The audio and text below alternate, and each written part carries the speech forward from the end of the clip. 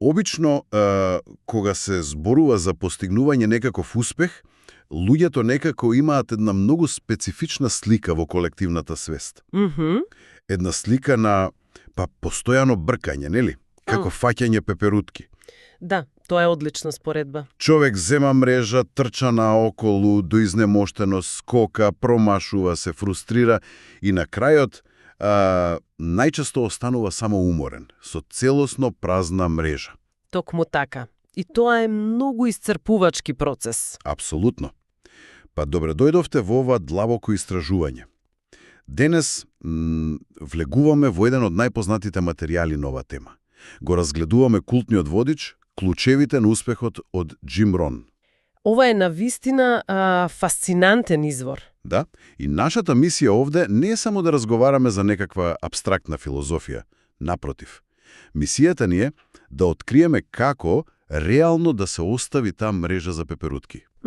Сакаме да ги дестилираме оние најважни, нели, практични лекции од овој извор. За тоа како наместо хаотично трчање, човек може едноставно да застане и да почне да гради градина. Градина каде што пеперутките сами би дошле. Точно. Градина со вистинските цвеќиња и вистинската почва. Но мене ова некако ми звучи како парадокс. Да се привлече успехот наместо да се лови. Како го објаснува ова материјалот? Види, тој парадокс е всушност целиот темел на овој материјал. Идејата дека извонредните резултати не се нешто што се лови некаде таму надвор. Туку, тоа е нешто што се привлекува преку личноста која човекот станува. Значи фокусот е на самата личност. Токму така. Трансформацијата од ловец во градинар бара, како да кажам, целосна промена на парадигмата. Рон овде не нуди никакви кратенки. Воопшто. Нема брзи решенија, Нема. Овој материјал всушност нуди еден многу ригорозен, но исклучително логичен систем за градење на сопствениот карактер. Интересно. И за да се изгради таа градина, првиот чекор што се бара во изворот звучи некако прилично едноставно, но кога ќе размислам, всушност бара огромна ментална сила. О, да, дефинитивно. Се работи за расчистување на теренот, буквално корнење на плевелот на изговорите, односно преземање 100% на лична одговорност. Тоа е можеби најтешкиот дел за многу луѓе. Да, бидејќи според материјалот, успехот започнува во оној точен момент кога човек ќе престане да ги обвинува надворешните фактори за сопствената состојба. Владата, економијата, даноците, родителите.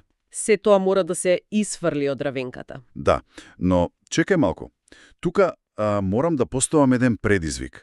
Бидејќи, да бидам искрен, ова звучи малку сурово.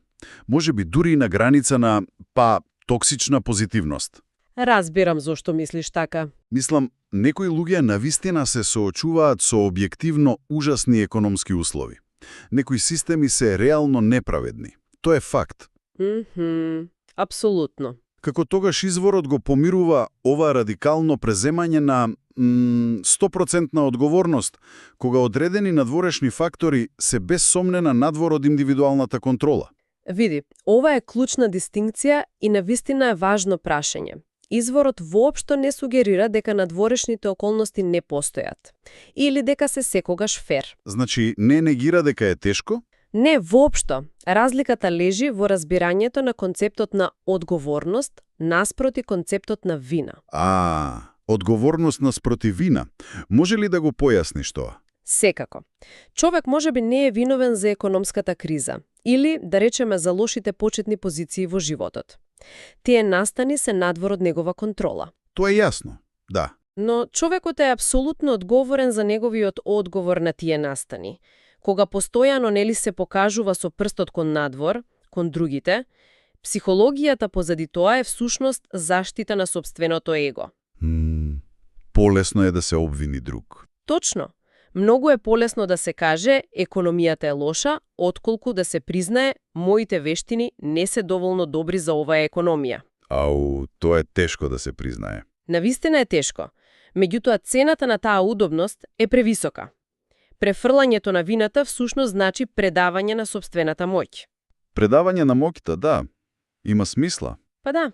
Замисли, ако економијата е виновна за нечiji неуспех, тогаш тој човек мора да чека економијата да се поправи за да биде успешен.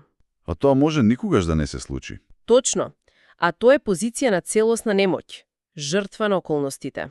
Значи, станува збор за враќање на контролата. Имам една аналогија за ова. Да чуеме. Обвинувањето на околината е буквално како да се жалиш за лошото време. Значи, дождот паѓа, бурата е тука и тоа е објективен факт кој може да предизвика штета. Не е токсична позитивност да се признае дека врне. Но одлуката да се стои на тој дожд, да се наврне човек до коска и нели хистерично да вика кон облаците, наместо едноставно да преземе акција и да отвори чадор, тоа е веќе личен избор. Одлична аналогија. Изворот всушност вели престанете да им викате на облаците. Точно. И штом ќе се отвори тој чадор, штом ќе се преземе таа лична одговорност, доагаме до вториот концепт кој е неопходен за чадорот да се задржи цврсто кога ќе почне да дува ветер. А тоа е само дисциплината? Да. И Рон овде ја нуди една од најпрецизните дефиниции што сум ги сретнал. Ја нарекува дисциплината мост помеѓу целите и постигнувањата. Мост. Многу моќен збор во овој контекст. И ова е многу поразлично од она како вообичајно се перципира успехот, нели? Не е некој квантен скок, не е магична телепортација до целта. Не, туку е структура која се гради цигла по цигла, секој ден. Но види, овде лежи еден парадокс. Обично се смета дека за голем успех е потребен некаков огромен, исцрпувачки потват, да го превртиш светот наопаку во еден ден. Да, луѓето често мислат дека треба драстично да сменат се преку ноќ. Токму така. А во изворот, пак силниот фокус е ставен на така наречените мали победи и секојдневните навидум беззначајни дејства. Која е механиката позади ова? Зошто мозокот толку силно се спротивставува на огромните промени, а добро реагира на малите? Психологијата и невронауката даваат многу јасен одговор на ова прашање. Стварно? Како функционира тоа? Кога човек ќе си постави некаква масивна, застрашувачка задача, например, драстично менување на целата животна рутина преку ноќ, делот од мозокот наречен амигдала, кој всушност е центарот за страв, го перцепира тоа како директна закана. Како закана за преживување. Токма така. И тоа предизвикува парализа и прокрастинација. Едноставно се блокираш. Но кога акцијата е толку мала, што е речиси смешна. Например? Например, да се прочита само една страница од книга денес. Или да се испие една чаша вода повеќе од вообичаено. Тогаш амигдалата не се активира. Нема страв. Затоа што мозокот не го гледа како опасност. Да. И тој мал чекор се прави лесно. Следниот ден правиш уште еден. И види, тоа секојдневно повторување создава невролошки патеки во мозокот, кои постепено го градат моментумот. Значи, дисциплината не е еден херкуловски напар. Не. Дисциплината е всушност доследност во малите нешта. И тука некако се појавува она математика на животот што удира на вистина силно. Мислам на споредбата помеѓу двата вида на болка. Тоа ме остави без зборови. Да. Тоа е веројатно најцитираниот дел од целиот овој материјал. Разликата помеѓу болката на дисциплината и болката на каењето. Точно. Концептот вели дека секој човек неизбежно мора да страда од една од тие две болки во животот. Нема бегање од тоа. Разликата е само во тежината, нели? Да. Рон вели дека болката на дисциплината тежи грами, додека болката на каењето тежи тони. Грами наспроти тони. Ова е сушност класичен пример за она што во психологијата се нарекува пристрасност кон сегашноста. Present bias. Да. Човечкиот мозок е програмиран да ја бара моменталната удобност. Да се одбие нешто што ни штети или да се заврши некоја тешка задача денес, тоа бара напор кој се чувствува веднаш. Тоа се тие грами болка што ги споминуваме. Да, непријатно е во моментот. Но игнорирањето на тие грами напор секој ден се акумулира и по 10 или 20 години чувството дека потенцијалот остана целосно неискористен. Тоа е тој тон каење. Токва тоа. Паѓа врз човекот како товар кој тежи тони и кој буквално психолошки го крши. Знаеш, ова ме подсетува на онаа класична ситуација, малку да се пошегуваме, со скапата годишна членарина за теретана. О, да, многу позната ситуација. Оние неколку грами болока, нели, да станеш од кревет наутра за да отидеш на вежбање, изгледаат неподносливо во тој момент. Креветот е топол. Апсолутно неподносливо. Но на крајот на годината, кога ќе сватиш дека си потрошил пари за ништо, а здравјето ти е влошено, тоа е тој тон на каење, што едноставно не можеш да го вратиш назад. Да, времето поминало. Но, види сега, дисциплината сама по себе може да биде само мачење ако нема конкретен правец.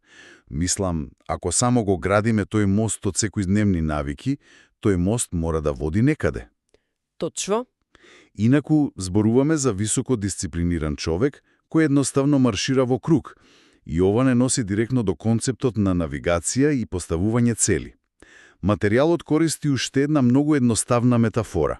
Човек без јасни цели е како брод без кормило. И без разлика колку е мукен моторот на тој брод, Да. или колку е стручен екипажот, Ако нема кормило и дестинација, тој брод едноставно ќе плови носен од струите и на крајот ќе се разби од првите карпи кога ќе налета на бура. тоа е малку застрашувачка слика. Па реално е така. Затоа изворот инсистираат целите не само да се размислуваат, туку физички да се запишат. Самиот чин на запишување е еден вид психолошки трик. Трик, како мислиш? Тој ја претвора онаа нејасна, маглива желба во конкретна мета. Му дава на мозокот јасен фокус за тоа што треба да филтрира од околината. Но овде забележувам еден голем проблем кај повеќето пристапи кон планирањето. Нешто што многу често се случува. Што поточно? Луѓето многу често се заглавуваат во деталите. Се поминуваат месеци и месеци во планирање на совршената процедура. Значи се фокусираат на она како точно ќе се стигне таму. О, да. Анализа парализа. Точно. Се бара совршениот план од 10 чекори, се анализираат сите можни сценарија и некако се заборава на суштината. Целата енергија се троши на логистиката пред воопшто да се почне. Зошто човешкиот ум има тенденција да бега кон овие технички детали? Па, затоа што фокусирањето на како е безбедно. Безбедно. Да, тој изгледа како еден многу практичен, логичен проблем за решавање и на тој начин дава лажно чувство на продуктивност. Планирањето не бара излегување од комфортната зона. Акцијата го бара. Значи се залажуваме дека работиме нешто. Токму така. Но изворот ја превртува оваа логика наопако. Рон тврди дека причината, односно она силно длабоко зошто, е секогаш, ама секогаш поважно од начинот, односно од како. Значи, зошто го правиме е поважно од тоа како ќе го направиме. Да. Ако причината е слаба, секоја пречка во тој ваш совршен план ќе изгледа како непремослив зид. Ќе се откажете при првиот проблем. А ако причината е силна? Ако постои доволно силно зошто, патот до целта секогаш ќе се најде. Кога човек има силна причина, да речеме прашање на опстанок или длабока семејна посветеност, тој не чека да го има совршениот план. Едноставно тргнува. Тргнува и ги решава проблемите во олод. Тоа е енергијата, тој емоционален погон што Рон сугерира дека треба да се внесе во дефинирањето на животните цели. Без силно зошто, дури најдоброто како е апсолутно бескорисно. Ова има совршена смисла. Значи, бродот го доби своето кормило, го има правецот записан на мапата и има длабока, суштинска причина зошто мора да стигне таму. Но, види, дури и најдобро насочениот брод нема да стигне далеко ако нема мотор со доволно сила да го турка напред. Точно.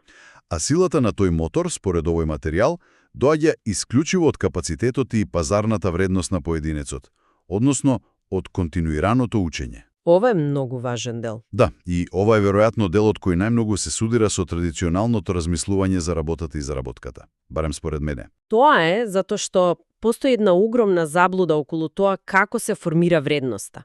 Често се смета дека вредноста доаѓа од самото присуство на работното место. Да, дека си платен само за да бидеш таму.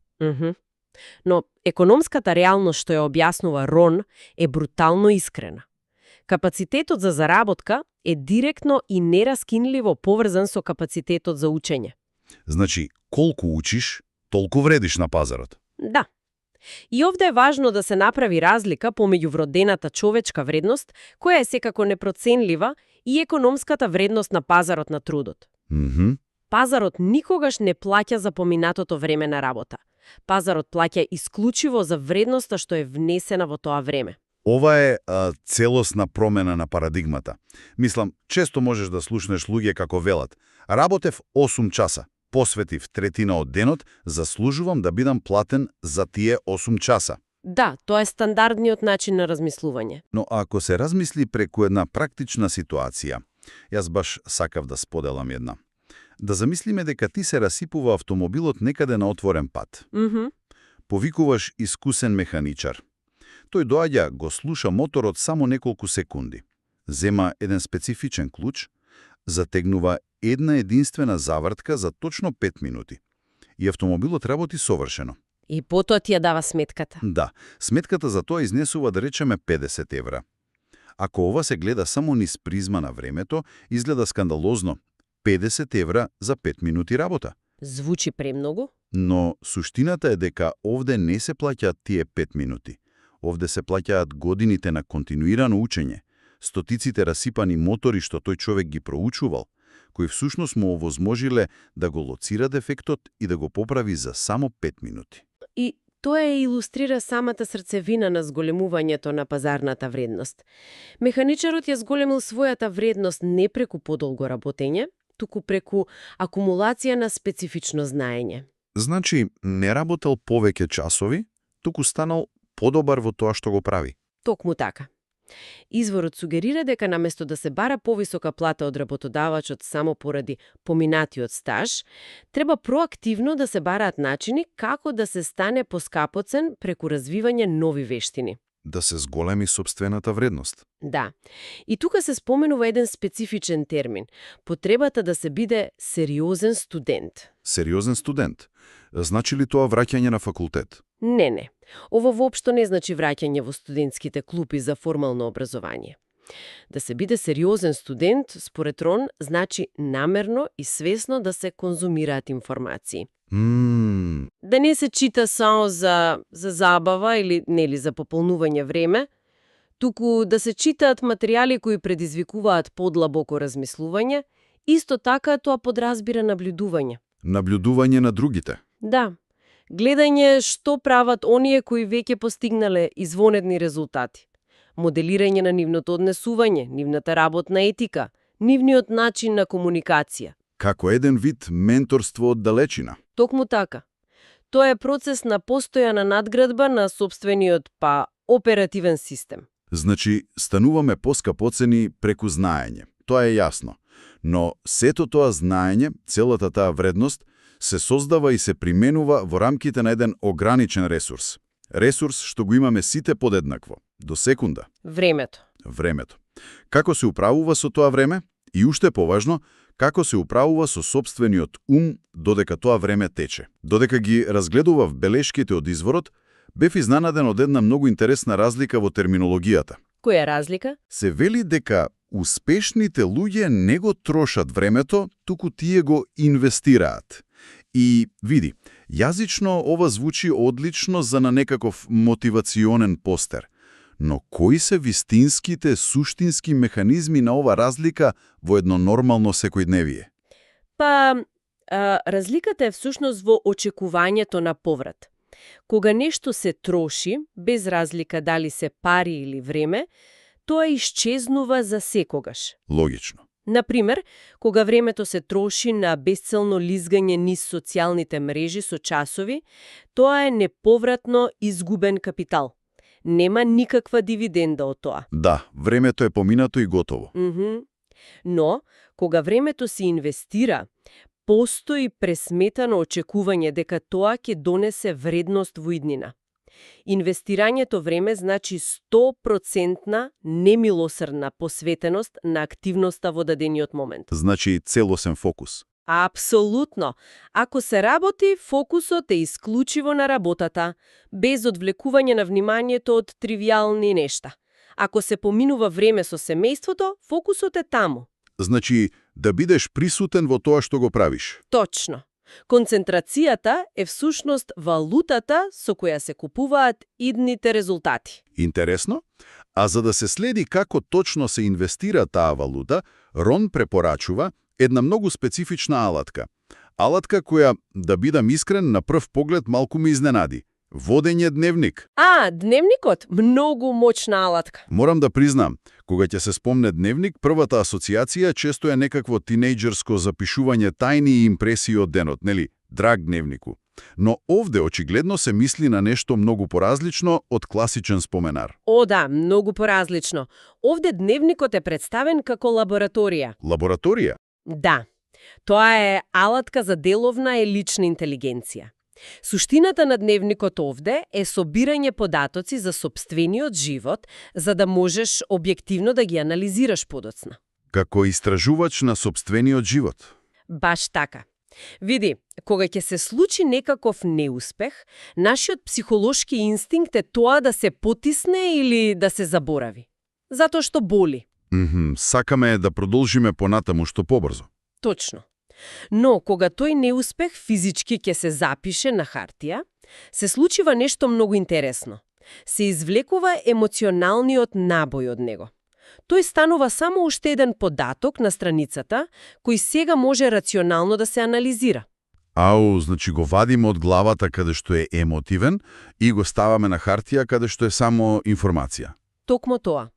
И тогаш можеш да се прашаш. Што тргна наопако? Каде беше грешката во процесот? Дневникот е место каде што се запишуваат идеи пред да испарат, се анализираат грешките без емоции и се планираат идните потези. Тоа е начин човек да остане објективен наблюдувач на сопствената еволуција. Апсолутно. И преку тој дневник, предпоставува, може да се следи уште еден критичен аспект кој е всушност последната клучна точка во ова наше истражување. Внатрешниот став и диалогот што се води во главата. Да, внатрешниот филтер. Материјалот е дециден дека начинот на кој се гледа на светот и она што човекот постојано си го повторува во себе, тоа ги одредува резултатите. Сакам малку да навлеземе во механиката овде. Дали ова само уште еден повик за она, нели, позитивно размислување од типот на повторување афирмации пред огледало за да се чувствуваме поубаво, или има некаква вистинска когнитивна функција позади ова? Ова нема никаква врска со празно позитивно размислување. Ниту со игнорирање на реалните проблеми. Добро е што го расчистивме тоа. Позитивниот став и конструктивниот внатрешен диалог се всушност невролошка алатка. Види, нашата перцепција делува како филтер. Делот од мозокот, кој е задолжен за филтрирање на информациите, константно бара докази во реалноста кои ќе го потврдат она во што човекот веќе верува. Значи, бараме потврда за нашите мисли. Точно. Ако внатрешниот диалог е фокусиран исклучиво на недостатоци, стравови и причини зошто нешто ќе пропадне, умот буквално станува слеп за можностите кои се наоѓаат веднаш пред него. Затоа што не ги пушта низ тој филтер. Да, бидејќи тие можности не се совпаѓаат со филтерот. Од друга страна, конструктивниот став го програмира мозокот да забележува решенија, да ги гледа ресурсите и да препознава вредност дури и во најтешките ситуации. Значи, ставот не е само некаква емоција. Не. Ставот е леќата низ која се процесира целата реалност и низ која се носат одлуките. Ние семиња на одговорноста и дисциплината. Апсолутно. Се е поврзано. И ова, мислам, не води кон едно целосно заокружување на овие принципи од изворот, кога ќе се дестилираат сите овие делови. Од болното одсекување на изговорите и преземањето целосна одговорност, преку градењето на тој мост на дисциплината од микронавики, па наоѓањето на силното зошто, кој го турка бродот напред. Да. Потоа зголемувањето на економската вредност преку постојано учење, Па се до инвестирањето на времето како капитал и калибрирањето на тој внатрешен филтер. Сето тоа некако конвергира во една единствена, централна теза. Која би била таа теза? Па, ако сакаме животот да ни се промени, мора самите да се промениме. Тоа е суштината на таа трансформација од ловец во градинар.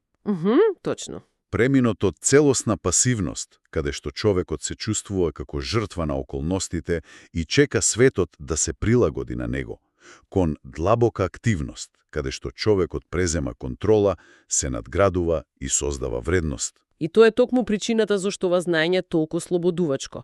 Нуди мапа во која целосната моќ се враќа назад кај поединецот. Веќе не зависиме од другите. Не сме оставени на милост и немилост на циклусите на економијата или на некаква слепа среќа. Успехот не е некаква надворешна, недостижна појава што треба да се брка до исцрпување. Туку е нешто внатрешно. Да, тоа е природен нус производ од натрешната трансформација. Кога карактерот, вештините и навиките ќе се издигнат на едно повисоко ниво, околината едноставно мора да одговори на таа новосоздадена вредност. Враќањето на моќта кај поединецот е навистина охрабрувачко. Но секако доаѓа и со огромна тежина на лична одговорност. Нема повеќе простор за криење зад лошото време или зад нечија туѓа вина. Тоа е цената на слободата. Токму така. И за самиот крај на ова наше длабоко истражување, сакам да ги споиме двете алатки кои ги дискутиравме претходно. Моќта на водењето дневник и влијанието на внатрешниот диалог, во една мисла, што може да отвори сосема нова перспектива. Да чуеме. Ако навистина прифатиме дека резултатите се директна рефлексија на личноста која стануваме внатрешно, да замислиме еден мал експеримент. Што би се случило доколку човек, барем една недела, во својот дневник не ги запишува настаните од денот, проектите или надворешните влијанија, туку ги запишува исклучиво своите собствени мисли. Тоа е мокен предизвик. Буквално секој збор од својот секојдневен внатрешен диалог пресликан на хартија. Ако на крајот од неделнината се седне и објективно се прочита тие страници, дали од нив би се видела конзистентна дисциплина која тежи грами и гради мост кон иднината, или би се почувствувала парализирачката тежина од тони каење и изговори? Навистина провокативно прашање за размислување. Остануваме со тоа прашање, до следното длабоко истражување на изворите.